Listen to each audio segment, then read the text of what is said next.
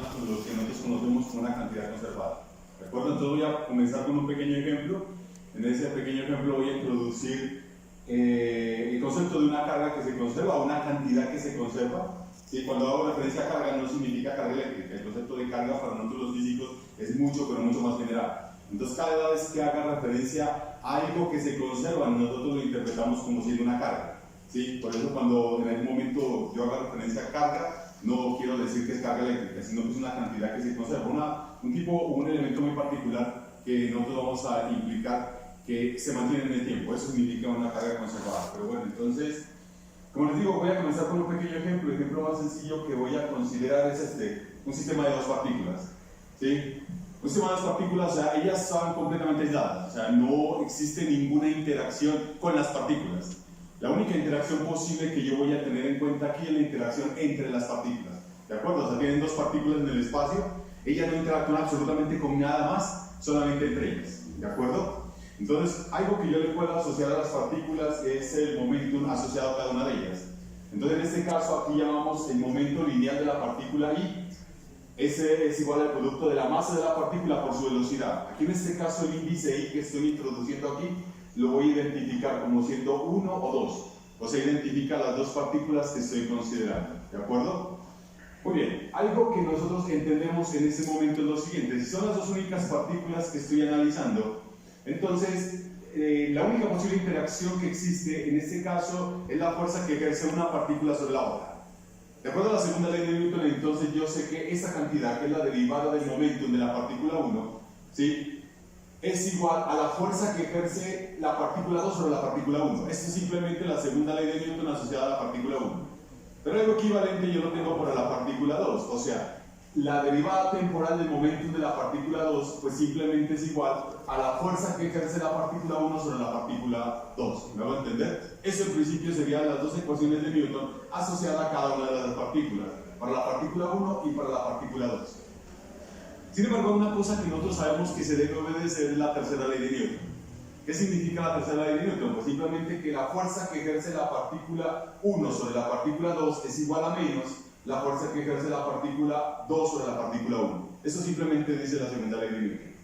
Si ustedes reemplazan estos dos resultados, en términos del momentum, a la derivada del momentum de la partícula 1, y en términos del momentum de la derivada, de la partícula 2, aquí, ustedes consiguen derivar este resultado que está acá.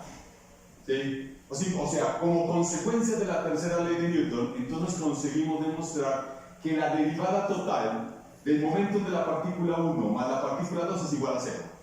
¿Qué significa el momentum de la partícula 1 más la partícula 2? Esto es lo que llamaríamos el momento total del sistema. En este caso el sistema son las dos partículas.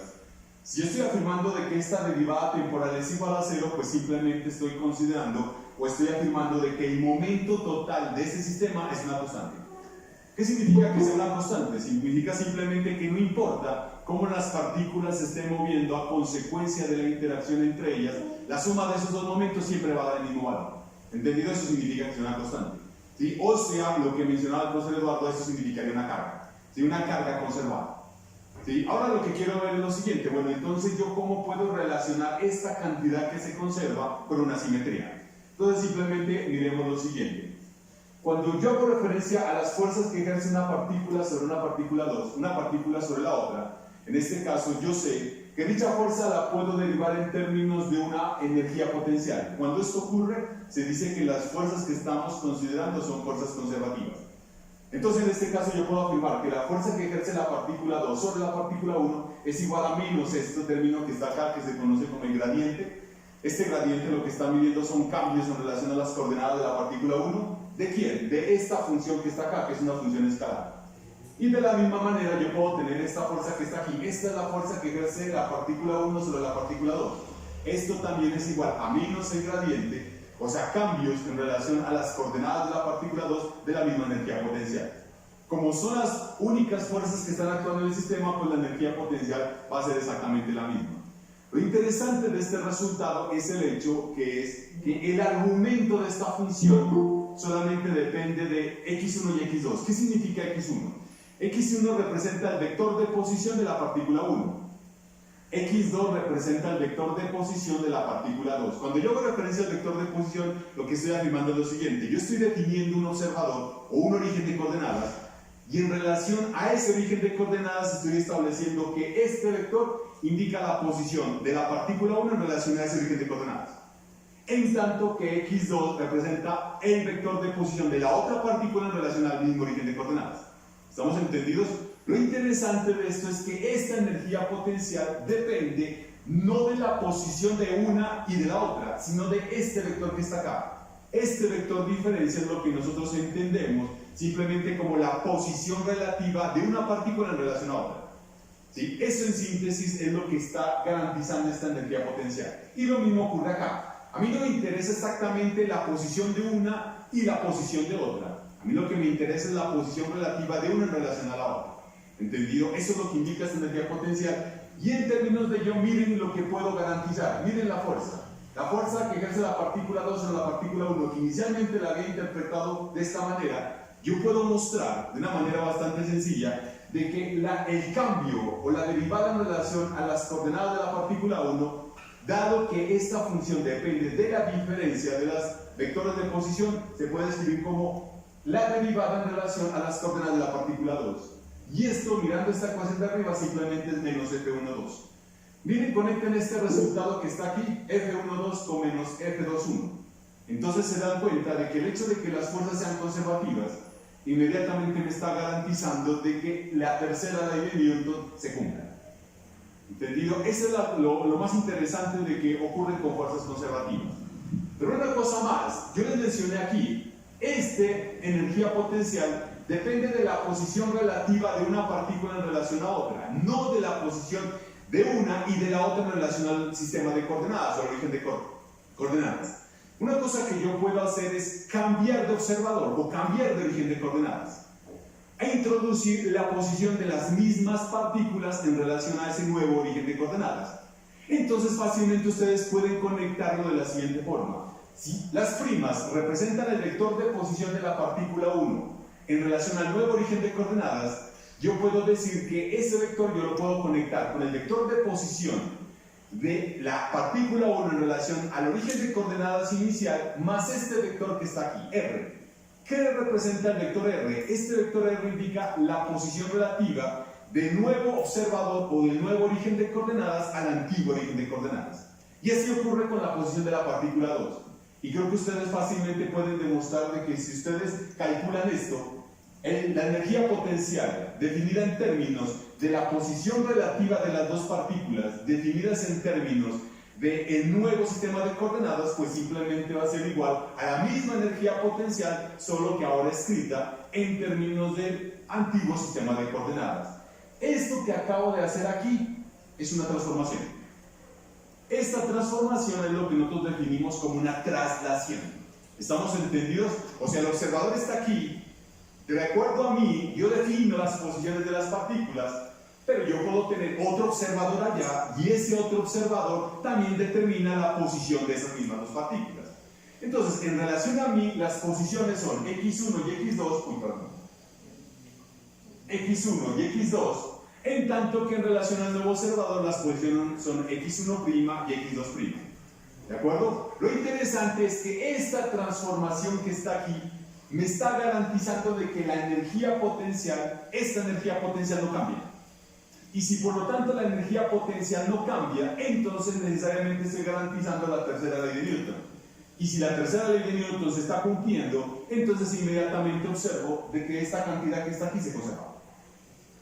¿Sí? O sea, en otras palabras estoy mostrando que si yo tengo una transformación asociada al sistema, ¿sí? Y como consecuencia de la transformación, una cantidad física medida del sistema, que en este caso la energía potencial no cambia, entonces fácilmente podemos observar que existe una cantidad que se conserva. Y para este problema sencillo, simplemente es el momento lineal total del sistema.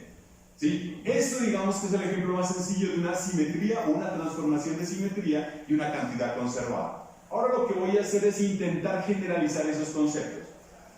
Para poder generalizar esos conceptos, entonces voy a introducir algo que en mecánica clásica se conoce como la formulación lagrangiana. ¿Qué es la formulación lagrangiana? La formulación lagrangiana dice lo siguiente: Si ustedes tienen un sistema físico, cualquiera que este sea, ustedes pueden introducir un conjunto de coordenadas para poder estudiar el sistema físico.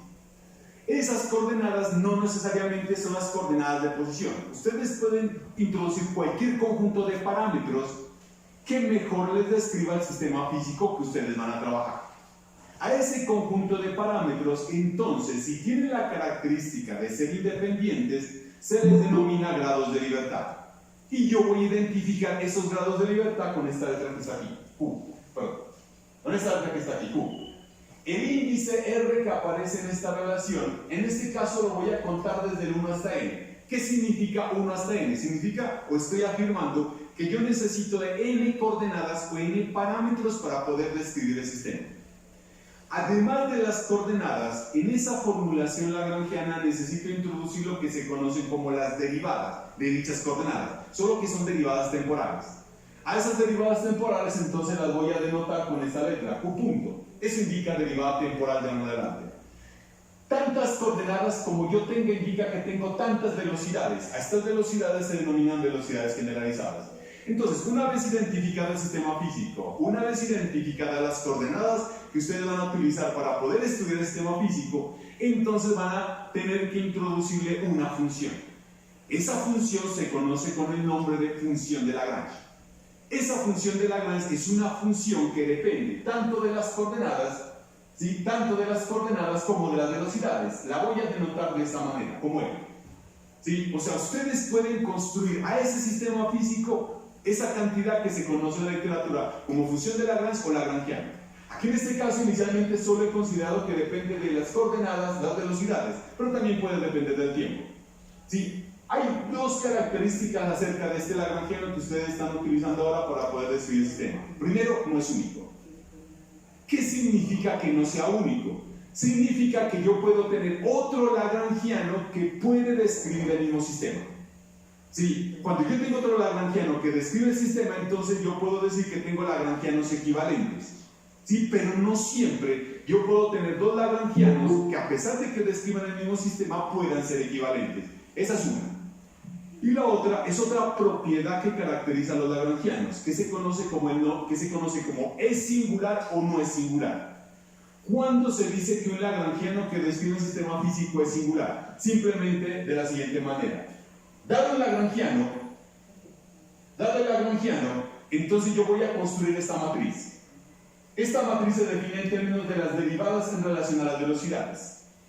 Si el determinante de esta matriz es diferente de 0, entonces el lagrangiano que ustedes están introduciendo se le conoce con el nombre de un lagrangiano regular. Pero si el determinante de esta matriz es igual a 0, entonces se afirma que el lagrangiano que están utilizando es un lagrangiano singular.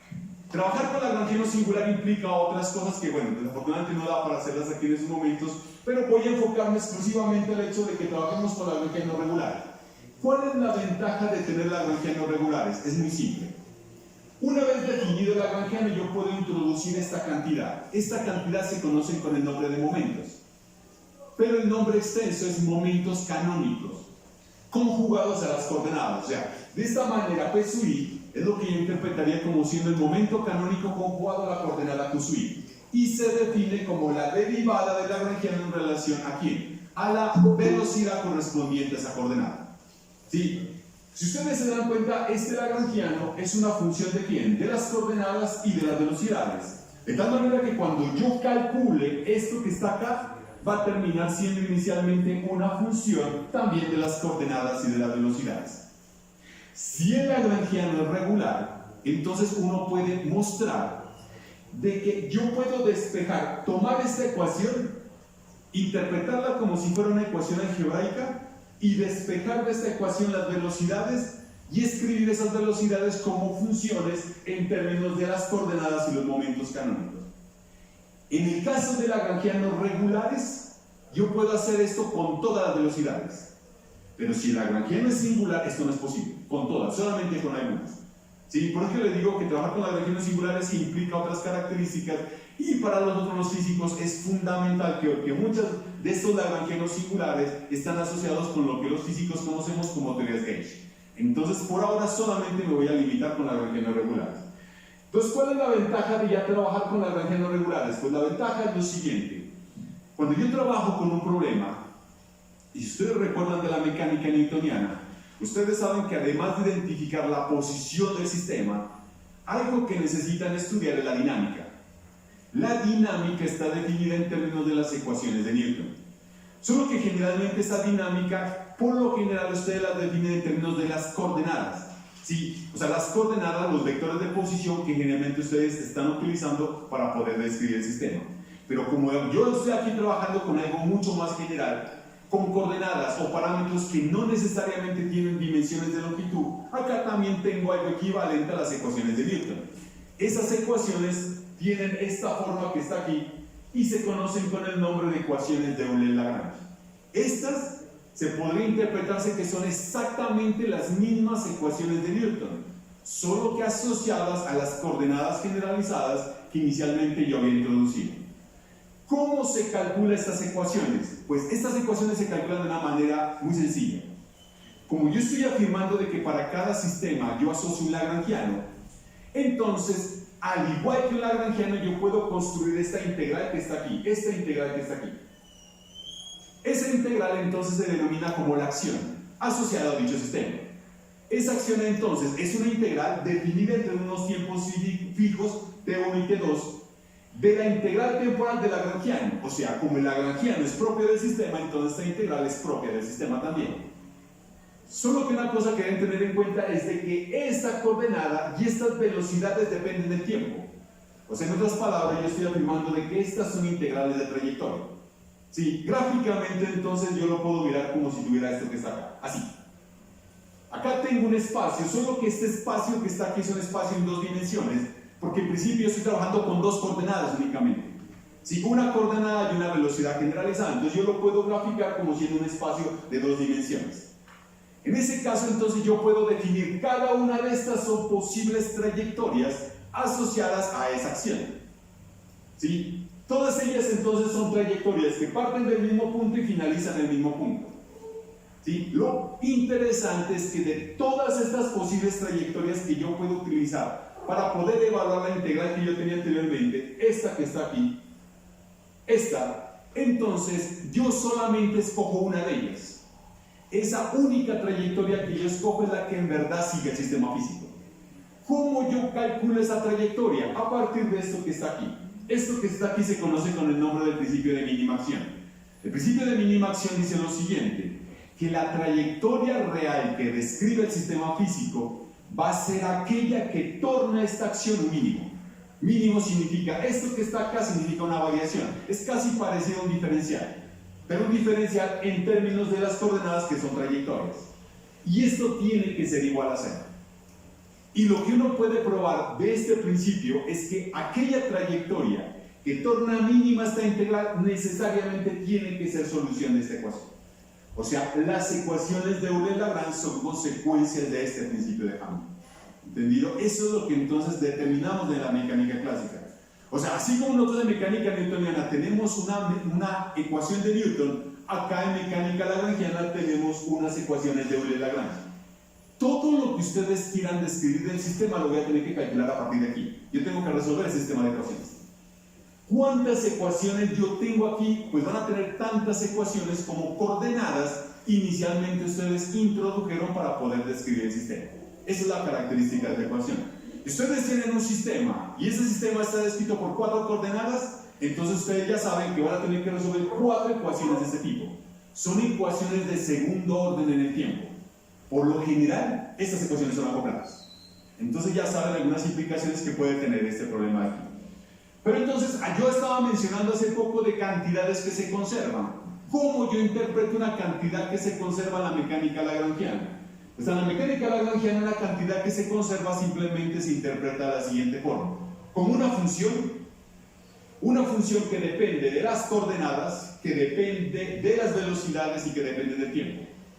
Para que esta función yo pueda afirmar que es una cantidad conservada, se debe cumplir que la derivada temporal debe dar 0. En este caso yo afirmo que esa cantidad que se conserva ¿Qué significa entonces? ¿Cómo lo podría entender? Pues lo puedo entender de la siguiente forma. Aquí tengo otra vez la trayectoria, solo que esta trayectoria es la trayectoria real que describe el sistema. Si ustedes toman un punto, cualquier punto de esa trayectoria, en ese punto consideran el instante de tiempo, consideran el valor de la coordenada y tienen en cuenta la velocidad, el valor de la función tiene que ser constante. Si ustedes cambian de punto y otra vez en ese nuevo punto tienen la coordenada, la posición y la velocidad, otra vez el valor de la función es constante. O sea, no importa qué punto de la trayectoria ustedes estén considerando, lo que van a darse cuenta es que esta función que está aquí tiene que ser constante. Eso significa conservado en la formulación lagrangiana. Les voy a dar dos ejemplos muy sencillos de cómo yo puedo entender cantidades que se conservan. El ejemplo más sencillo que yo tengo es este. Imaginen que yo tengo el lagrangiano. Yo les dije que el lagrangiano entonces era una función de coordenadas y de las velocidades. Si yo estaba afirmando de que tengo un sistema con n coordenadas, significa que también aparecen n velocidades. Inicialmente eso es lo que debería aparecer en este lagrangiano. Pero imaginen que ustedes han construido un lagrangiano para describir el sistema tal que en ese lagrangiano no aparezca la coordenada Q_k. Pero puede aparecer la velocidad asociada a esa coordenada, o sea, Q_k puntos. Si ustedes introducen la ecuación de Euler-Lagrange para esa coordenada, entonces la ecuación de Euler-Lagrange es exactamente esta. Solo que como el lagrangiano no depende de la coordenada Q_k, ese término es cero. Y eso claro estudio para ustedes. Lo interesante, miren, este término que está acá lo que interpretamos como siendo el momento canónico conjugado a la coordenada Q_k. De tal manera que de esta ecuación llegamos a la conclusión que la derivada temporal del momento canónico conjugado a esa coordenada vale 0. Y si esa derivada temporal es igual a 0, significa que ¿qué? Que peso que es igual a la constante. Aquí ya tengo una cantidad que se conserva. ¿Cómo yo puedo asociar esta cantidad que se conserva a una transformación? Pues hagámoslo simple. Esto que está acá representa un cambio en esa coordenada, o una transformación. ¿Qué significa esa transformación? Que esto va a ser igual a la nueva coordenada Q_k menos la anterior. Solo que voy a suponer que ese cambio va a ser igual a un parámetro epsilon, que es constante. O sea, lo que estoy haciendo es que si yo tengo una coordenada Q_k, yo tengo la nueva coordenada Q_k simplemente haciendo un cambio constante en la coordenada. ¿Ok? Bien. Eso que está aquí entonces, esto que está acá entonces indica una transformación solamente en relación a la coordenada. Bueno, si yo hago una transformación en relación a la coordenada, debería esperar que eso induzca un cambio en la velocidad. Entonces calculemos la derivada temporal de esa coordenada. Entonces, Q_k punto va a ser Q_k punto prima menos Q_k. Si ustedes derivan esto en relación al tiempo y esto es constante, esto vale 0. ¿Sí? Entonces, este cambio particular en la coordenada, que es constante, no me induce cambios en las velocidades. Pero el hecho de que cambie las coordenadas me hace pensar de que debería cambiar el lagrangiano. Como el lagrangiano depende de la coordenada, inicialmente entonces. El cambio del lagrangiano, pues pensando como si fueran diferenciales, sería la derivada del lagrangiano en relación a la coordenada Q_k por el cambio de la coordenada Q_k más la derivada del lagrangiano en relación a la velocidad Q_k por el cambio de la Q_k. Esto ya sé que es 0 por eso de acá. Esto que está acá, pues yo lo puedo escribir de esta forma. Miren, acá está, conecten este con este, por lo tanto esto es igual a 0. ¿Sí? Esto que yo afirmé de que esto es igual a 0, entonces estoy asumiendo de que esta transformación sea tal que me garantice que no cambie la lagrangiano. Por esa transformación que estoy haciendo aquí. Si estamos entendidos, no es que sea 0, sino que estoy proponiendo de que la transformación que estoy introduciendo aquí sea tal que no me cambie la lagrangiano. Si esto es igual a 0, como lo tengo aquí, entonces necesariamente esto que está acá tiene que ser 0. En otras palabras, llegamos a esto. Que la derivada temporal del momento canónico es igual a 0. Por lo tanto, el momento canónico es constante. Entonces, la moraleja del asunto es muy simple. Si yo introduzco esta transformación, y si esta transformación no me cambia el lagrangiano, entonces necesariamente lo que ustedes están exigiendo, o por lo menos observando, es de que el momento canónico asociado a esa coordenada se conserve. ¿Entendido? Ese tipo de transformaciones que están aquí, esas traslaciones que estoy asumiendo simplemente con este parámetro de acá, es lo que llamamos una traslación espacial. Esa simetría es lo que se conoce como una homogeneidad en el espacio. Entonces, la homogeneidad del espacio simplemente le está diciendo que en principio lo que usted debe esperar es que si usted hace traslaciones, las propiedades físicas del sistema no le cambian. Y si las propiedades físicas del sistema no me cambian como consecuencia de esa traslación, específicamente a lo largo de la coordenada QSUK, a lo largo de esta coordenada QSUK que yo estoy mencionando aquí, esta que está aquí, entonces yo debo esperar que el momento canónico asociado a esa coordenada se conserve. Y eso es lo que acabo de derivar acá. Entonces miren, dense cuenta de que aquí tengo ya una cantidad conservada en la formulación lagrangiana. Yo les voy a mostrar otro ejemplo. Imaginen este que está acá. Yo tengo lagrangiano. Acá yo de una vez voy a poner de antemano de que este lagrangiano no depende de las velocidades, del tiempo, perdón. Solamente depende de las coordenadas y de las velocidades. Si ustedes calculan la derivada temporal, esa derivada temporal le va a dar inicialmente esto. Y ustedes, utilizando las ecuaciones de Euler-Lagrange, estas ecuaciones de Euler-Lagrange, esto que está acá, o mejor dicho, estas en forma general, estas que están acá, utilizando estas mismas ecuaciones, ustedes pueden probar, ¿sí?, de que esto que está aquí es igual a eso que está acá. ¿Sí? Bueno, ya la verdad aquí no voy a hacer cálculos y no voy a presentar los resultados. Si alguien está interesado en cómo realicé todo esto, pues yo le puedo pasar los cálculos detallados de estas operaciones, ¿de acuerdo? La verdad no es nada del otro mundo, es bastante sencillo, solo que son unos cálculos medio larguitos, pero no tienen mucha complicación. Entonces lo que yo quiero decir es lo siguiente, miren, si lagrangiano no depende del tiempo, la derivada temporal de lagrangiano va a ser igual a esto. Si ustedes pasan esta cantidad al lado izquierdo, me va a dar esto que está acá. O sea, la derivada de esto en relación al tiempo va a ser igual a 0. En otras palabras, lo que me están diciendo es que esto que está acá tiene que ser igual a una constante. Esta constante es la energía. Entonces, lo que me está dando a entender esto es que si el lagrangiano que ustedes están utilizando para poder describir el sistema no depende del tiempo, inmediatamente pueden garantizar de que existe una cantidad conservada, y esa cantidad conservada es exactamente la energía. Esas traslaciones temporales se conocen como homogeneidad en el tiempo. ¿Sí? Y yo espero que bajo unas traslaciones temporales las propiedades físicas del sistema tampoco cambien. Y si eso no cambia, entonces necesariamente yo debo decir que la energía asociada al sistema debe ser una cantidad que se conserva. Entonces ten en cuenta que yo tengo dos transformaciones de simetría que he mencionado aquí. Traslaciones espaciales que implican conservación del momento lineal a lo largo de esa dirección en la cual están trasladando, y traslaciones temporales que implican la conservación de una cantidad asociada a esas traslaciones temporales, que en este caso es la energía. Y todo esto yo lo puedo generalizar aún más, porque yo puedo observar que para un mismo sistema asociado con un lagrangiano, yo le puedo encontrar muchas otras cantidades que se conservan, no solamente estas dos. Y entonces aquí es donde viene el objetivo de esta charla. Sí, que les voy a mostrar cómo yo puedo construir cantidades conservadas. Y miren, la cuestión es bastante sencilla. Voy a comenzar haciendo lo que nosotros conocemos como una transformación infinitesimal. ¿Qué es una transformación infinitesimal?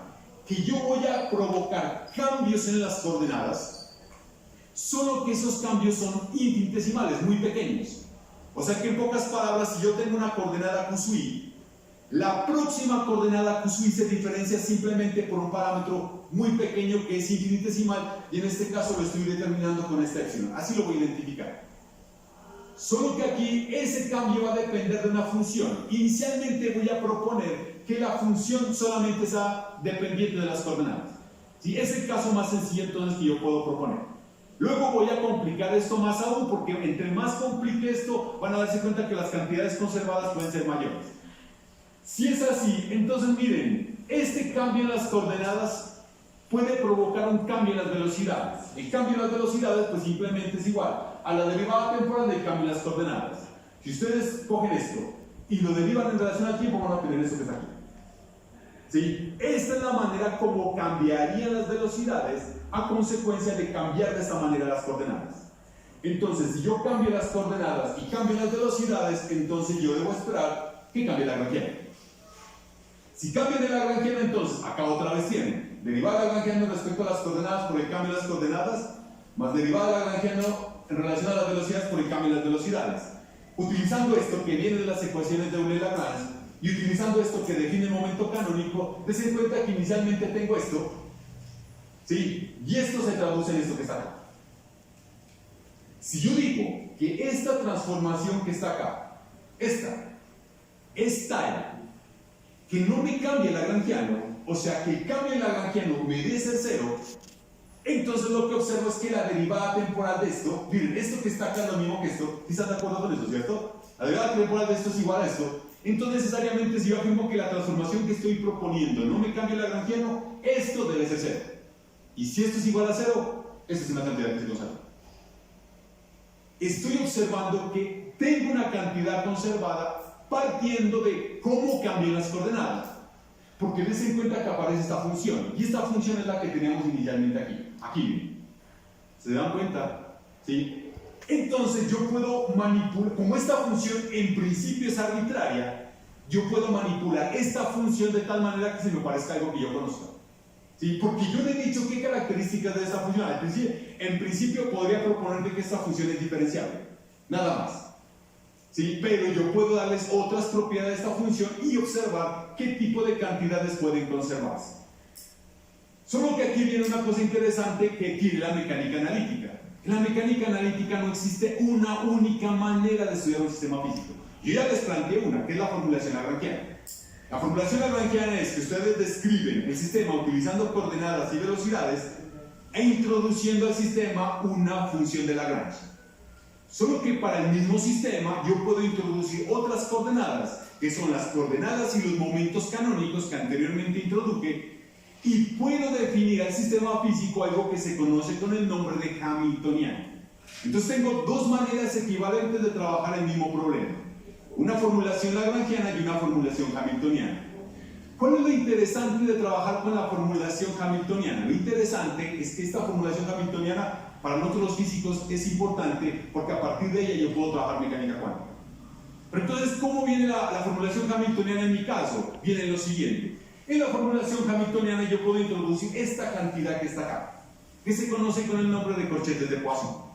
Si yo tengo una función que definida en términos de las coordenadas y los momentos, y otra función definida también en términos de coordenadas y momentos, el corchete de Poisson de estas dos funciones se define de esta manera. Así se define. Se define como derivadas de f en relación a las coordenadas, derivadas de g en relación a los momentos, menos derivadas de f en relación a los momentos, derivadas de g en relación a las coordenadas. De esa manera se definen los corchetes de Poisson. Si yo hablo de una transformación en este nuevo espacio, que se conoce con el nombre de espacio de fase, lo que hago simplemente es lo siguiente. Yo voy a pasar de unas coordenadas y unos momentos iniciales a unas nuevas coordenadas y a unos nuevos momentos finales. ¿Sí? Estos serían las nuevas coordenadas y nuevos momentos que yo podría utilizar para poder describir el sistema físico. Miren, un caso muy sencillo es lo siguiente. Si ustedes trabajan un elemento, un objeto, por ejemplo, o un sistema, yo puedo trabajar el sistema utilizando coordenadas cartesianas. Solo que nadie les dice a ustedes que las coordenadas cartesianas tal vez sean las más convenientes para poder resolver el problema. Entonces, en lugar de trabajar coordenadas cartesianas, yo puedo trabajar con otro sistema de coordenadas, por ejemplo, coordenadas cilíndricas o coordenadas esféricas. Entonces, yo tengo el sistema y por lo general no existe nada inicialmente que me diga qué sistema de coordenadas es el más conveniente para poder resolver el problema. Muchas veces el mismo problema le da indicios de cuál es el sistema de coordenadas más conveniente, ¿sí? Pero por lo general no lo sabe. Entonces, casi siempre se comienza a trabajar con el sistema de coordenadas que más se conoce, que son coordenadas cartesianas.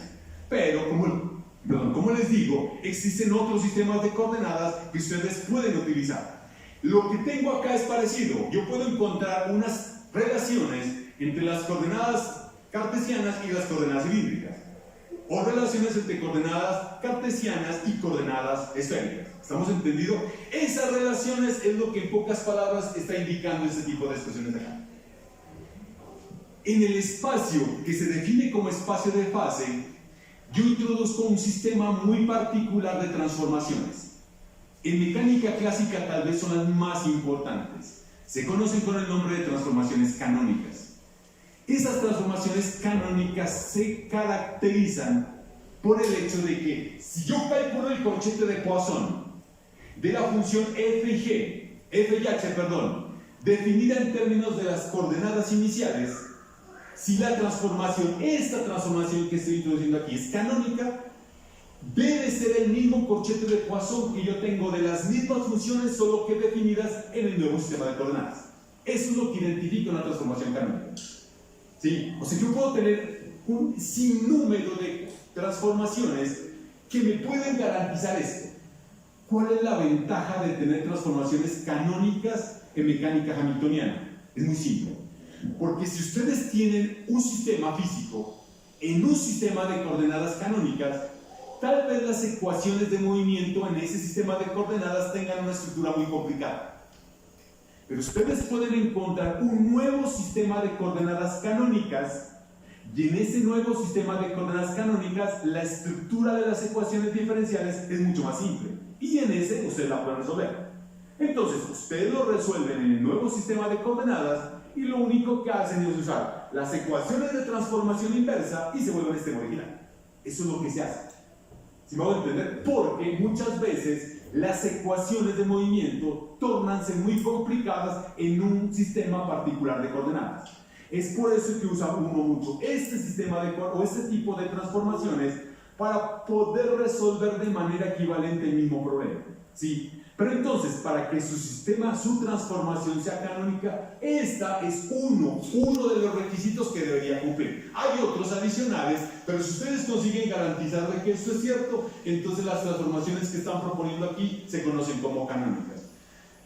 Miren lo que pasa aquí entonces. De todas las transformaciones canónicas que yo voy a introducir la más simple y a la cual estoy haciendo referencia.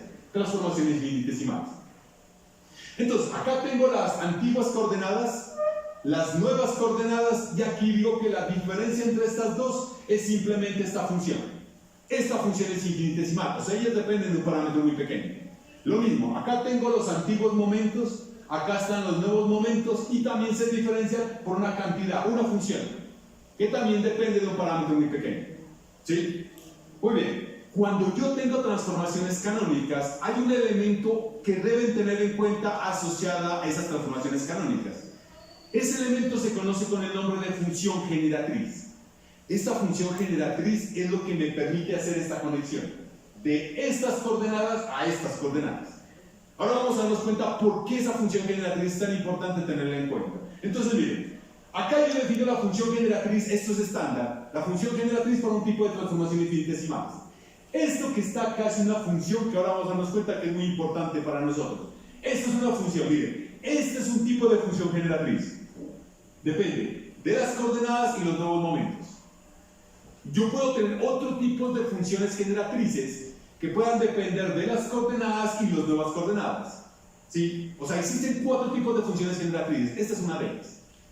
Entonces, como esto depende de las nuevas coordenadas, nuevos momentos, yo puedo hacer una cosa bastante sencilla aquí.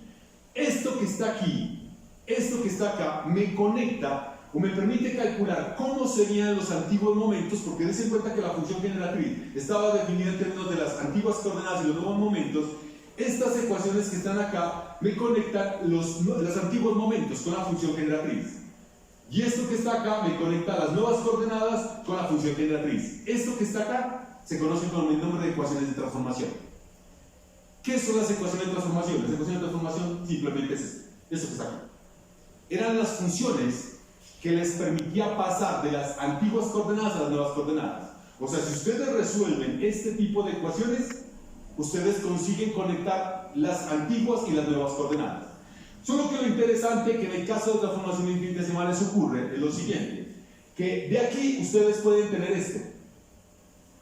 P sub i menos P sub i es lo que llamaremos el cambio en los momentos. Y si ustedes miran esto es igual a esto. Q sub i de Q sub i es igual a Q sub i mayúscula menos Q sub i. Esto sería el cambio en las coordenadas. Y de acuerdo a esto sería esto. ¿Estamos entendidos? Así entonces yo puedo conectar el cambio en las coordenadas y los momentos en términos de las derivadas de la función g, que es lo que aparecía anteriormente aquí, en la función generatriz. Bien. Lo que voy a hacer es una cosa bastante sencilla, que es lo siguiente. Como esto que está aquí, P, es el nuevo momentum, yo lo puedo escribir de acuerdo a esto como está aquí. Como esta cantidad es muy pequeña, yo puedo hacer una expansión en serie de Taylor, de esto que está acá. Escribir esto de esta forma. Como les dije en los cálculos, que los que les interese les va a mostrar exactamente esto. Yo puedo escribir esto que está aquí. Si alguien ya está familiarizado con series de Taylor, se van a dar cuenta de que esto yo lo puedo expandir a primer orden como esto que está acá. Y uno puede mostrar simplemente que después de una serie de cálculos, esto va a ser el cambio en los momentos, en las coordenadas, y esto es el cambio en los momentos. Solo que ahora des en cuenta la diferencia entre esto y esto que está acá. Aquí era derivada de g en relación a q sub i, solo que g dependía de las coordenadas antiguas y los momentos nuevos. Aquí tengo dq sub i, era derivada de g en relación a los nuevos momentos, de g en relación a q y en relación a p. Si yo utilizo esto, entonces ahora estas ecuaciones se reducen a esto que está acá. Entonces des en cuenta de que esta transformación que estoy proponiendo acá, esta transformación que está aquí, mediada por esta función generatriz, induce cambio en las coordenadas de esta forma y cambio en los momentos de esta forma. Y si esos son los cambios en las coordenadas y en los momentos, entonces cualquier función que dependa de coordenadas y momentos también va a cambiar. ¿Cómo cambiará? Pues entonces este va a ser el cambio en la función que yo estoy introduciendo, va a ser igual a la función que yo tendría nueva, menos la misma función evaluada en las antiguas coordenadas. ¿Sí? Y ustedes pueden probar de que esto que está acá se reduce a esto que está aquí, a esto que está aquí. Tiene exactamente esta estructura. El cambio en la función yo lo puedo calcular en términos de ¿quién? De el corchete de Poisson de la función con la función g. En el caso particular de que la función sean las coordenadas o sean los momentos, simplemente se reduce al corchete de Poisson de las coordenadas con g y de los momentos con g. Esto que está acá me dice que esto, función g, se conoce con el nombre de el generador de la transformación infinitesimal. O sea, yo puedo tener cualquier función, conocer el generador y calcular la manera como cambia esa función. ¿Sí? Solo que hasta ahora no sé qué forma tiene esa función. Y ahora les voy a mostrar cómo yo la calculo. Volvemos al problema que yo tenía originalmente, donde el cambio en las coordenadas era este. Donde como consecuencia de este cambio tenía esta cantidad que se conserva. ¿Sí? ¿Qué pasa si yo afirmo que esta cantidad que se conserva, pues simplemente es el generador? O sea, yo estoy proponiendo de que la cantidad conservada es exactamente el generador. Yo voy a tener que probar que si esto es cierto, esto que está acá debería cumplirse. Esto que está acá debería cumplirse. O sea, que el cambio de la coordenada debería ser esto y el cambio de los momentos debería ser este. Y eso se puede probar. Inicialmente se muestra así. Cambio de la coordenada es igual a el corchete de Poisson de la constante de la coordenada por el generador, que en este caso es la constante conservada. Si nosotros introducimos esto que tenía aquí, ese corchete simplemente se reduce a esto. ¿Sí? Y esto que está acá es lo que se conoce con el nombre de corchete fundamental. Esto me da delta de J. Y ustedes pueden probar de que esto es exactamente esto que está acá. Y esto es lo mismo que yo tenía aquí.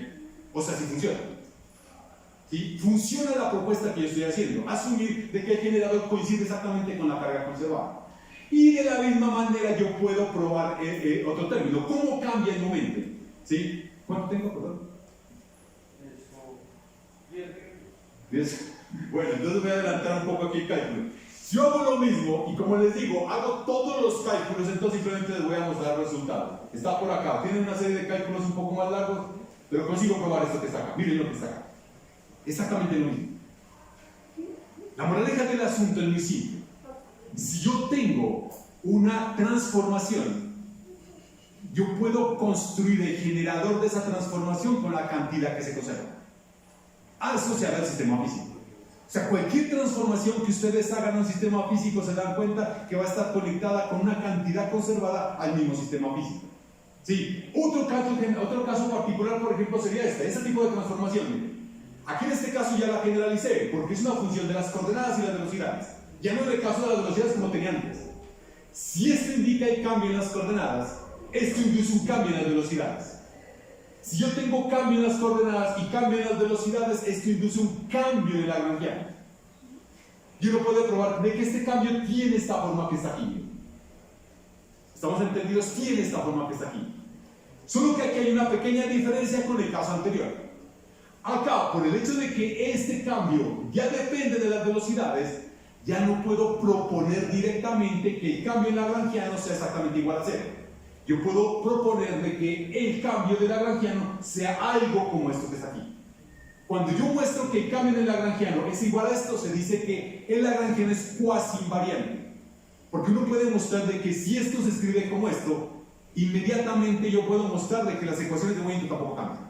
La idea es esa. Cualquier transformación que ustedes hagan debe ser tal que las ecuaciones de movimiento no cambien tampoco, porque para ustedes las ecuaciones de movimiento tal vez es el elemento más sagrado que tienen en el problema. Así como las ecuaciones de Newton son fundamentales en mecánica newtoniana, acá las ecuaciones de movimiento, que son las ecuaciones de Euler-Lagrange, también no deberían cambiar. Y este tipo de cambio me garantiza eso que está ahí. ¿Ok? Entonces miren esto. Yo estoy diciendo, anteriormente mostré que el cambio en el lagrangiano es esto, que es lo que tengo acá, aquí. Pero yo estoy proponiendo que el cambio en el lagrangiano debería ser ahora este, o sea, que es lo que tengo aquí. Si ustedes conectan este con este, llegan a este resultado. ¿Están de acuerdo? Solamente este con este. Entonces, miren ahora cómo debería ser la carga, o perdón, la cantidad que se conserva. Si esto que está acá, la derivada de esto es igual a 0, entonces inmediatamente concluyen de que esto que está acá debería ser una constante de movimiento. ¿Sí me entienden? O sea, cuando ustedes tienen lagrangianos que son cuasi invariantes, las cantidades que se conservan ya no son estas, sino estas menos este término que está aquí. Y como un ejemplo particular, miren, esto tendría entonces en el caso de una transformación infinitesimal, así debería ser para ese generador, para el generador que tengo acá. Y el ejemplo más particular con el cual ya trabajamos es el caso del lagrangiano que no depende estrictamente del tiempo. Para ese lagrangiano que no depende estrictamente del tiempo, entonces voy a proponer que el cambio en la coordenada sea así, que inicialmente era esta, sea de esta forma. Así lo voy a proponer. Que como consecuencia de este cambio, se induce este cambio en las velocidades. Y si esto produce este cambio en las velocidades, miren, ¿cómo va a cambiar el lagrangiano? Miren lo que pasa. Esto que está acá se reduce a esto que está aquí. ¿Todos concuerdan? Simplemente miren, el cambio del lagrangiano va a ser la derivada de esto relacionada a las coordenadas por esto, más la derivada de esto relacionada a las velocidades por esto. ¿Sí estamos claros? Y esta combinación de esto me da esto que está aquí. Si ustedes reemplazan esto que está acá, lo identifican con esto que está aquí, miren, con esto, miren. Esta era la cantidad conservada, ¿no? El papel que toma F, en este caso lo toma el lagrangiano. Y si ustedes se dan cuenta, tendrían P sub J, esto que está, Phi sub J, miren, Phi sub J es este, ¿no? Phi sub J es la misma velocidad. Y es esto que está acá, menos el lagrangiano. ¿Qué viene a ser esto? La energía. O sea, la cantidad que se conserva cuando yo tengo este tipo de transformaciones es exactamente la energía. O sea, el problema que yo estoy viendo es más general que me permite obtener cosas que ya conozco. Bueno, en principio eso debería ser. ¿Sí? Y este es el caso más interesante de las transformaciones canónicas. Y aquí quiero que observen algo que es bastante interesante. Imaginen que el parámetro infinitesimal es una diferencial en el tiempo. Si el parámetro infinitesimal es una diferencial en el tiempo, fácilmente identificamos que la cantidad que se conserva es la energía, que en este caso es H. O que en otras palabras conocemos con el nombre de Hamiltoniano. ¿Cómo transformarían las coordenadas? De acuerdo a lo que nosotros mencionamos anteriormente, la transformación de las coordenadas es este corchete de Poisson. Este corchete de Poisson es simplemente esta derivada, y esta es la ecuación de Hamilton para la coordenada cosine. Este corchete de Poisson es simplemente esta derivada. Esta también es la ecuación de Hamilton para el momento cosine. Esto que está acá es simplemente de cosine. Esto que está acá es simplemente de cosine. O sea, en otras palabras, una transformación en las coordenadas pues simplemente es un cambio en la coordenada. Una transformación en el momento pues simplemente es un cambio en el momento. Esto que está acá, en otras palabras, me está diciendo una cosa muy simple. La evolución temporal en mecánica clásica, en la formulación hamiltoniana descrita por el hamiltoniano, yo la puedo entender como si fuera una transformación canónica. ¿Sí? Así es lo que me está dando a entender esta ecuación. O sea, cualquier evolución temporal en el espacio de fase, yo la puedo interpretar como si fuera una transformación canónica. ¿Sí? Y ya para finalizar, simplemente voy a plantearles un ejemplo bastante sencillo. Si les interesa la presentación, entonces yo les puedo mandar este que está acá. Es un sistema de n partículas. Yo quiero determinar para este sistema de n partículas todas las cantidades que se conservan. ¿Sí? ¿Cuáles son las posibles cantidades conservadas si yo tengo un sistema de n partículas donde la única posible interacción es entre ellas? ¿Estamos entendidos? Entonces comencemos de la siguiente manera. ¿Cuál es el lagrangiano que describe el sistema? El lagrangiano es este. Esta es la energía cinética que llamamos, esta es la energía potencial. Esta energía potencial depende de esto. ¿Qué representa esto? Esto representa la magnitud del vector de posición relativa entre las partículas. Así se describiría entonces el lagrangiano que describe la interacción del sistema de n-partículas. ¿Sí? Como se dan cuenta, esto solamente depende de la magnitud del vector de posición entre ellas. Cuando yo calculo la variación del lagrangiano, teniendo en cuenta esto, tengo este primer término que indica cómo aparecerían cambio en las velocidades y este otro elemento que está acá, cambio en las posiciones relativas. ¿Sí? Simplemente calculen la variación de este y les daría esto que está acá. Lo que quiero saber es lo siguiente, bueno, ¿qué posibles transformaciones me garantizan de que esto sea cero, o mejor dicho, sea invariante, que en este caso sea igual a cero? ¿O qué transformaciones me garantizan de que esto sea cuasi invariante? O sea, que se pueda escribir como la derivada temporal de una cosa. ¿Ok? Entonces comencemos. La primera es esta transformación. Esta transformación es una traslación espacial. Entonces, tengo el parámetro infinitesimal, acá tengo un vector constante, lo que hago simplemente es coger cada partícula y la trasladar a este vector. Si ustedes comparan con la transformación original, consiguen identificar de que esta función simplemente es el vector. Si este es el cambio en la coordenada, esto induce un cambio en la velocidad. El cambio en la velocidad sería la derivada de esto, pero como esta es la derivada de esto, es la derivada de esto, y eso es constante, me da cero. Esto indica el cambio en la velocidad, que inicialmente sería este. Miren lo que ocurre con el cambio lagrangiano. Entonces, esto me indica el cambio en la velocidad, es el cambio en la posición. Esto que está acá es la transformación. Acá estoy trasladando, imaginen, cada partícula un nuevo vector de posición. Esto me indica el cambio en la posición relativa. Y ustedes se dan cuenta que es igual a cero, ¿no? ¿Verdad? ¿Sí? Si yo cambio cada coordenada de esta manera, cada coordenada lo cambio de esta manera, el cambio que yo haría en la coordenada, que sería delta de xy menos delta de xy, esto termina dando cero. Como delta de qy punto es igual a 0 y delta de qy j es igual a 0, si ustedes reemplazan esto aquí, este es 0, por lo tanto el lagrangiano es igual a 0, el cambio del lagrangiano es igual a 0. Esta transformación me deja el lagrangiano invariante. Entonces yo tengo una transformación que me deja el lagrangiano invariante. Bueno, entonces quiero saber cuál es la carga conservada. Otra vez, me voy acá, que es lo que ya tenía en forma general, identifiqué esto phi simplemente con el A. Recuerden que yo identifiqué el phi con el A. Entonces simplemente lo reemplazo aquí. En este caso yo digo que el generador en este caso toma esta forma. Esto que está aquí es un vector constante. Dense cuenta que aquí tiene que aparecer un producto escalar, porque esto es una cantidad escalar. Entonces esto aparece un producto escalar, saco el producto escalar y termina resultando esto. ¿Qué representa este P? Este P representa todo este sumatorio. Esta es la suma de los momentos lineales de todas las partículas que constituyen el sistema. Como yo sé que esta constante de aquí es completamente arbitraria, yo nunca dije qué tanto lo trasladé, eso se debería cumplir para cualquier traslación. Esto que está acá se garantiza si este que es exactamente igual a P. O sea, en pocas palabras, la cantidad que se conserva es el momento lineal y yo puedo identificar el momento lineal como el generador de esa transformación de simetría que tengo. ¿Sí? Ahí ya tengo una cantidad que se conservó. Segunda transformación. La segunda transformación es esta. Esta transformación es una rotación. Así uno la puede construir una rotación. Esto que está acá es una rotación infinitesimal. Este n indica el vector unitario asociado al eje de rotación. Entonces, una rotación infinitesimal, aquí está el parámetro infinitesimal, y así construye una rotación infinitesimal. Si ustedes comparan esto con esto que tengo inicialmente, consiguen identificar que la función phi es esto que está acá. Este cambio en la coordenada induce un cambio en la velocidad. Si ustedes derivan esto, me da esto que está acá. Dense cuenta que el lagrangiano, miren cómo aparece el cambio en el momento en el lagrangiano. Aparecen estos productos puntos. X punto por punto de x y acá aparece x y j punto de xj. Eso es lo que yo necesito calcular. Si ustedes lo calculan con la nueva expresión que estoy introduciendo acá, miren, x y punto me daría esto.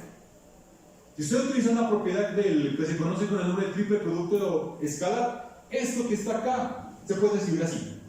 ¿Cuánto vale este producto al PB? O sea, esta transformación no me cambia este producto escalar, o por lo menos mantiene esto igual a 0. ¿Cuánto vale este cambio? Este cambio que está acá me daría esto que está aquí, que en principio sería esto. Si ustedes lo factorizan, me da esto que está acá. Pero como a mí me interesa es este producto escalar, otra vez tengo esto y otra vez voy a recibir esto. ¿Cuánto vale esto? 0. Entonces, esta transformación que tengo aquí, otra vez me deja el lagrangiano ¿qué? Me deja el lagrangiano invariante. Si deja la Lagrangiana invariante significa que hay una cantidad que se conserva. ¿Cuál es la cantidad que se conserva? Otra vez vuelvo a la función en forma general. Para este caso particular se escribe así. Si yo reescribo esto en forma, lo organizo esto, me daría esto. Que es que representaba n es el eje de simetría. Pero como ese eje puede ser arbitrario, yo puedo escoger un eje orientado de una manera, otro eje orientado de otra forma y otro eje orientado de otra forma. Esto tiene que cumplirse independiente del eje de rotación que usted escoja. Entonces, inmediatamente, si esta es la cantidad o el generador, y esto tiene que ser válido para cualquier n, entonces identifican que la cantidad conservada es ¿quién? El momento angular. ¿Sí? Segunda cantidad conservada sobre el mismo sistema. Tercera, esa transformación. Esta transformación es una traslación. ¿Sí? Solo que es una traslación no constante, porque aquí aparece el parámetro del tiempo. ¿Sí? O sea, yo lo que estoy diciendo es que cada instante de tiempo me voy moviendo. ¿Sí? Ok, si ustedes hacen eso, identifican aquí la función phi identifican con esto, el cambio en la velocidad va a ser esta cantidad que está aquí. Otra vez, vuelve y juega. Calcula este producto, que en principio se va a hacer esto. Dese cuenta que aquí ahora ya no me dio cero, esta transformación ha sido tal que esto induce este cambio en la velocidad, pero esto ya no me da cero, este producto escalar como ocurría en las otras dos transformaciones. Pero si me da cero en este producto escalar que está acá, aquí yo puedo probar que esto me da cero. Y miren lo que ocurre con el cambio en el lagrangiano. Ahora el cambio en el lagrangiano ya no me da cero, sino que me da proporcional a la derivada temporal de algo. ¿Sí? Entonces aquí yo estoy afirmando de que la transformación que estoy introduciendo me deja el lagrangiano cuasi invariante. Como tal, entonces llego, esto es lo que tengo en forma general cuando yo tengo una cuasi invariancia en el lagrangiano. Por lo tanto, la función n tiene que ser identificada con esto. Y la moraleja del asunto es que la cantidad conservada o el generador de dicha transformación es esta cantidad que está aquí. Bueno, ahí uno como la mira no le da mucho sentido, ¿no? ¿Sí? Pero si usted introduce estos dos nuevos parámetros, esto, que es la posición del centro de masa, y esta, que es la masa de todo el sistema de partículas, puede probar que esto que está acá se escribe como esto. Como esto tiene que ser válido para cualquiera que sea la base del sistema y la velocidad con la cual se mueva, ¿sí? Esa velocidad, recuerden que es la velocidad que yo tenía acá, que es constante. Aquí la tenía. Miren, acá está. Esta velocidad es constante. Entonces, lo que tienen es simplemente que la cantidad que se conserva es este elemento que está acá. Este elemento hace referencia al movimiento relativo del centro de masa. O sea, tengo tres cantidades conservadas. Y finalmente, solo quiero probar la última. Voy a probar esa transformación. Otra vez va a depender de la velocidad constante. Aquí inmediatamente identifico que esto tiene que tener la característica de que el su J debe ser este. El cambio en la velocidad tiene que ser este. Esto indica que el cambio en la coordenada tiene que ser esto. ¿Sí? Y fácilmente muestro que el cambio en el lagrangiano que inicialmente tiene esta forma se va a escribir así. Inicialmente esto y luego de esta forma. ¿Dónde es que mirábamos esto? Que el cambio en el lagrangiano me da exactamente proporcional a la derivada temporal del lagrangiano. ¿En qué momento? Pues simplemente en que el generador, que era esto, simplemente es esto. ¿Y cuánto vale esto? El Hamiltoniano. O sea, he podido dar cuenta de que yo tengo un sistema de n partículas. Tengo 4 transformaciones de simetría. Y como consecuencia de las 4 transformaciones de simetría, tengo estas cantidades que se conservan. Todo esto que está aquí. El momento lineal, el momento angular, el movimiento relativo del centro de masa y la energía total del sistema. Y así lo puedo hacer con cualquier sistema. Solo que ustedes van a tener que intuir qué tipo de transformaciones en principio dejan invariante o cuasi invariante el lagrangiano del sistema con el cual están trabajando. ¿De acuerdo? Bueno, aquí yo dejaría para alguien que esté interesado que estudien ese problema que es de la partícula relativista. Acá también se puede mostrar que yo tengo una transformación y también tengo una cantidad conservada, una sola para esto. ¿Sí? Que es bastante interesante y uno lo puede comparar con esto de acá. Pero bueno, lo dejo ahí para no cansarlos mucho, pues si tienen preguntas. ¿Hay preguntas, comentarios? Esta es una invitación a la mecánica analítica. Los que ya han visto el curso de mecánica analítica podrán encontrar mucho de este material bastante esencial. La mecánica analítica es el primer curso de física teórica que nosotros los físicos tenemos, propiamente hablando, ¿sí? Y entonces pues es de alguna manera la puerta a los formalismos modernos, a la teoría de campos, de la teoría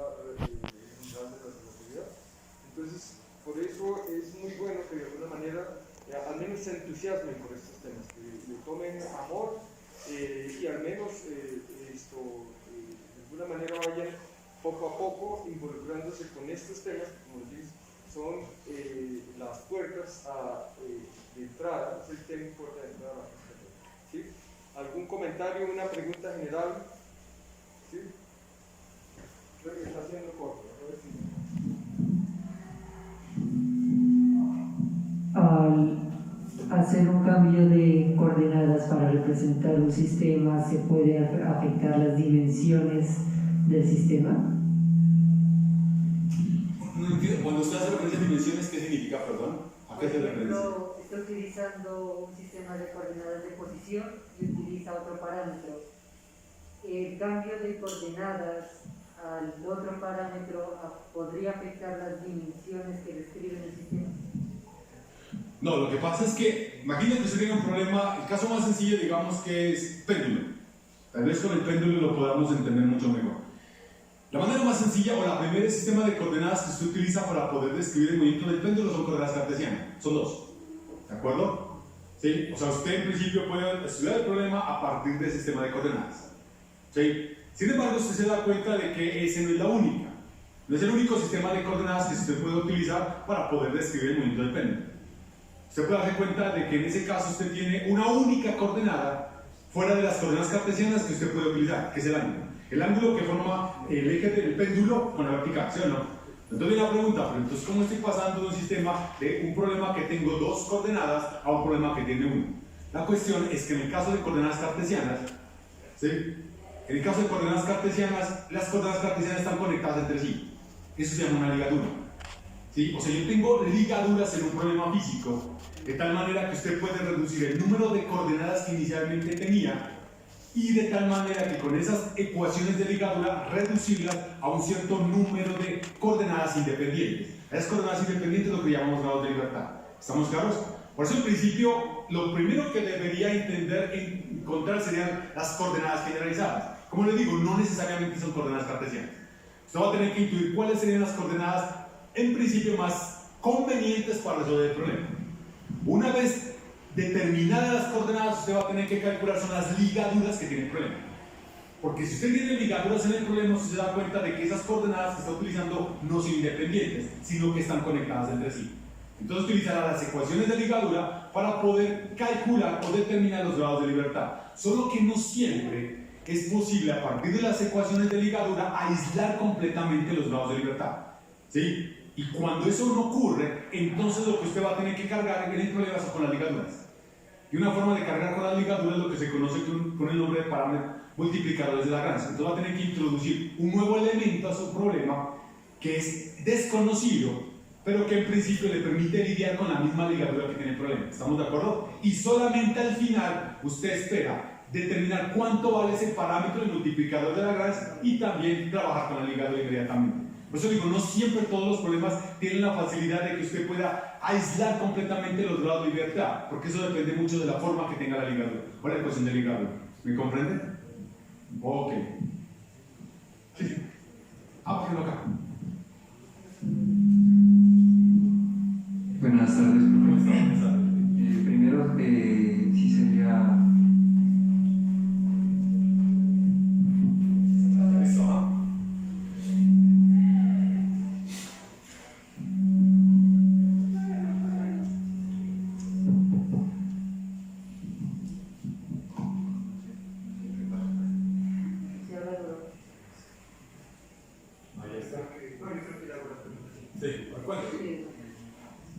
No, primero sí sería como pertinente, ¿no? Yo creo que todos, o al menos quienes estamos por ver esta materia, que nos estamos viendo, tener su presentación en los apuntes, ¿no? La reducción de...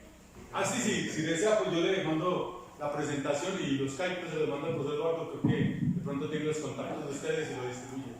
Sí, no hay problema. Y también pues tenía la inquietud de, digamos, las coordenadas que se hablaron al inicio y que no aparecen en el lagrangiano y que llevan a cantidades que se conservan, en muchos textos aparecen como cíclicas. Sí. Entonces mi pregunta es ¿por qué cíclicas? Lo que pasa es que relativamente es un nombre que le da, ¿de acuerdo? Solo que usted puede cambiar eso. Si usted cambia eso, no le afecta absolutamente nada a la granjero. ¿Recuerda la transformación que yo le estaba mencionando acá? Esta transformación. Cuando hablaba de coordenadas.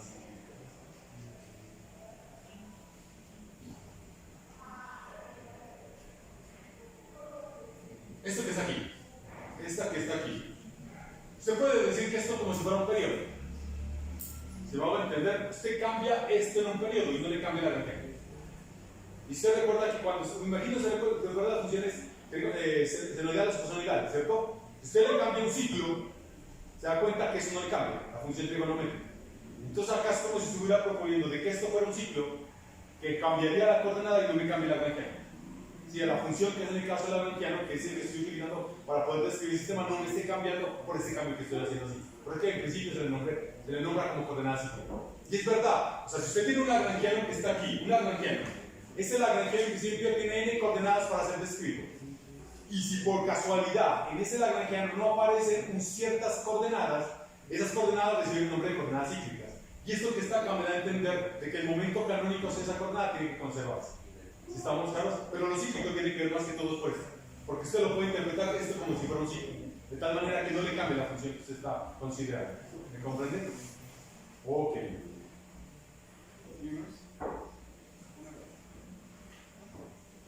Dígame.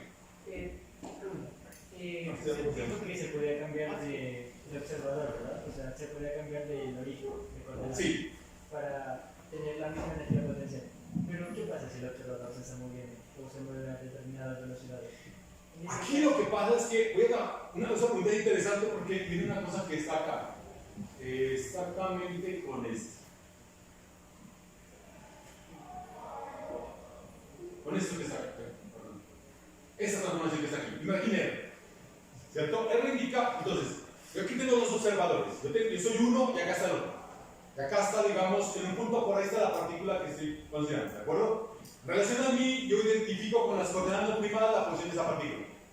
En relación a él identifica la posición de la partícula con las coordenadas primadas. ¿De acuerdo? Este que está acá, este vector R, indica la posición de ese observador en relación a mí. Entonces, esto que indica simplemente la conexión que tenemos de la misma partícula, tanto él como yo. ¿Entendido? Eso es lo que me da a entender esta ecuación. Si este observador se mueve con velocidad constante, ¿cuánto valdría este? Este simplemente va a ser el v por t.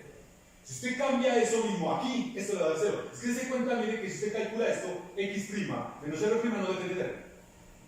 O sea, va a ser independiente de cómo este observador esté moviendo. En principio, yo espero de que este observador se mueva con velocidad constante. A mí me interesa ese tipo de observadores porque es lo que nosotros conocemos como observadores inerciales. Y solamente bajo ese tipo de observadores inerciales es que yo describo la misma física. Si me hago entender, en eso se basa el principio de relatividad especial. ¿Sí? De que todas las observaciones físicas que yo haga en un sistema las hagan sistemas de referencia inercial. O sea, sistemas que se muevan con velocidad constante. Eso se basa en la mecánica relativista galileana y en eso también se fundamenta la teoría de relatividad especial. Solo que la teoría de relatividad especial tiene un ítem adicional, que es la velocidad de la luz. La velocidad de la luz por relatividad especial es una constante universal. En cambio, por la mecánica newtoniana no existía eso. Porque en principio, en mecánica newtoniana se asumía que todas las interacciones se propagaban con velocidad instantánea. En cambio, en relatividad especial eso no funciona. Y si el observador se mueve muy rápido, ¿no se acortarían las distancias entre las dos partículas? Ah, no, o sea, lo que pasa es otra cosa que se llamaría dilatación, pero en este caso no me interesaría, porque yo lo que estoy entendiendo es la posición relativa, si me hago entender, la posición relativa entre las partículas. O sea, aquí no voy a asumir velocidades proporcionales a la velocidad de luz, porque aquí tendría que ver con efectos de contracción, si me hago entender. Sí, pero en este caso yo estoy asumiendo de que los dos son observadores inerciales, de tal manera que estamos observando exactamente lo mismo. Es que la verdad es que nosotros no podemos interactuar con el sistema. El sistema es completamente, nosotros somos inertes para él, o sea, nosotros somos simplemente eso, observadores. ¿Sí? Si ya actuamos con el sistema, entonces ya somos parte del sistema. Y en principio eso es lo que yo estoy haciendo. Estamos entendiendo, el sistema está aquí y yo simplemente estoy observando características, propiedades físicas del sistema, pero yo no interactúo con él. ¿Sí? Por eso es que yo espero que si yo cambio de observador, yo estoy aquí, o otro observador allá, o yo lo hago las observaciones hoy, o alguien las haga mañana, si vamos a entender, eso no puede cambiar. ¿Sí me entiende? Eso es fundamental. Porque si con alguna cosa, alguna de mis medidas cambia el sistema, significa que yo soy parte del sistema entonces. Entonces yo no puedo considerarme como observador de ese tipo de sistema en sí. ¿Entiendes? Otra pregunta. Vea, Cuénteme. usted hablaba sobre un sistema de varias partículas, ¿verdad? Y Ajá. se asume que si está libre de interacciones externas, entonces el momento del sistema se va a conservar. Sí. Ahora sí, supongamos que estas partículas tienen alguna interacción interna entre las mismas partículas. Por ejemplo, No, las interacciones que hago referencia aquí son internas. Estas son internas. supongamos que tenemos partículas de imanes. Esos imanes van a tener una fuerza de atracción debido a la electromagnetismo. Entonces, cambiaría el momento de la partícula, bueno, de las partículas y las llaves. El de la partícula sí, el de las partículas no. Como sistema, ¿no cambiaría? O sea, es que lo que pasa es que usted tiene que determinar es quién es para usted el sistema. Si yo tengo sistema de dos partículas, yo como observador, el sistema son las dos, el momento lineal del sistema a las dos no puede cambiar.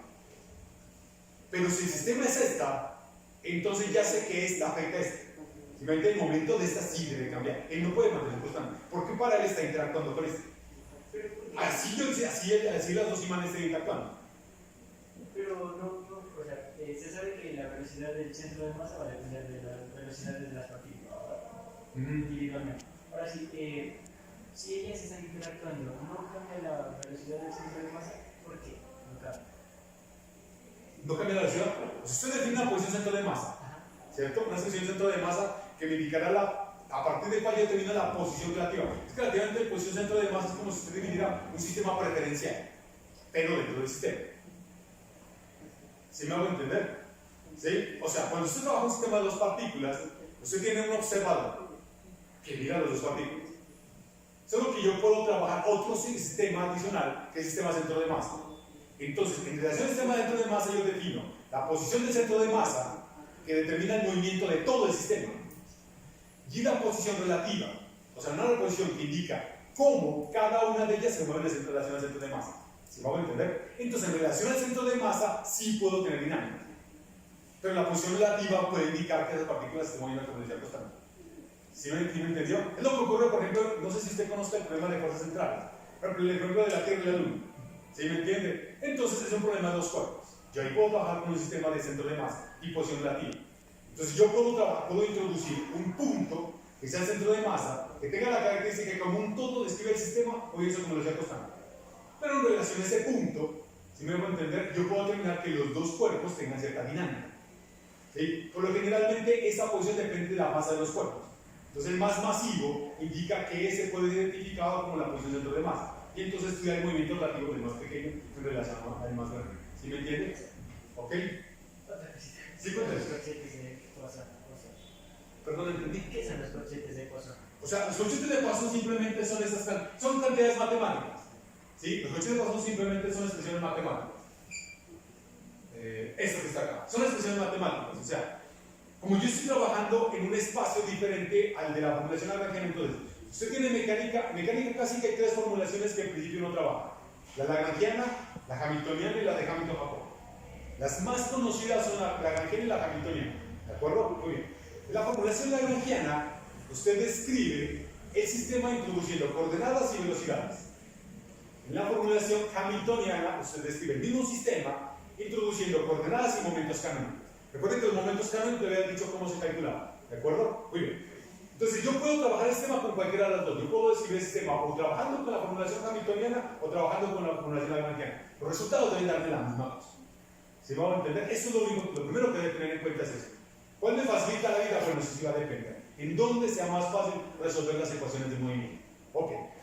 Lo interesante es que en la formulación hamiltoniana yo defino este objeto matemático. Este objeto matemático yo lo puedo definir. ¿Sí? Si yo tengo dos funciones en el espacio de fase, entonces puedo construir este elemento que está acá, que se conoce como corchete de Poisson. Es una cantidad matemática. Lo interesante de este corchete de Poisson es que en el espacio de fase yo puedo definir las ecuaciones de movimiento en términos de Euler.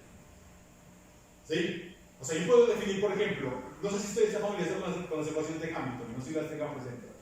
Las ecuaciones de Euler-Lagrange son las ecuaciones de movimiento en la formulación lagrangiana. Las ecuaciones de Hamilton son las ecuaciones de movimiento en la formulación hamiltoniana. ¿Sí me voy a entender? O sea, tengo ecuaciones de movimiento dependiendo de la formulación con la cual trabajo. Solo que las ecuaciones de Hamilton pueden definirse en términos de los corchetes de Poisson, de este objeto matemático. Solo que lo interesante de este objeto matemático es que si yo trabajo en el espacio de fase, puedo definir transformaciones en el espacio. que se conocen como transformaciones canónicas. O sea, yo puedo hacer transformaciones para diferentes sistemas de coordenadas. Coordenadas, cuando yo hablo coordenadas, significa esto.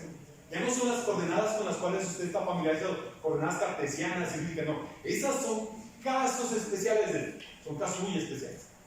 ¿Estamos entendiendo? Entonces yo tengo un espacio mucho más amplio y en ese espacio puedo dividir transformaciones de coordenadas.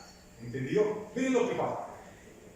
Si yo quiero una transformación de coordenadas muy particulares, esas transformaciones se conocen con el nombre de canónicas. ¿Qué es lo que identifica que una transformación sea canónica? ¿Qué es eso? Si usted consigue mostrar de que esto es cierto, la transformación que usted está proponiendo es una transformación canónica. ¿Y qué ventaja tiene de que esto sea cierto?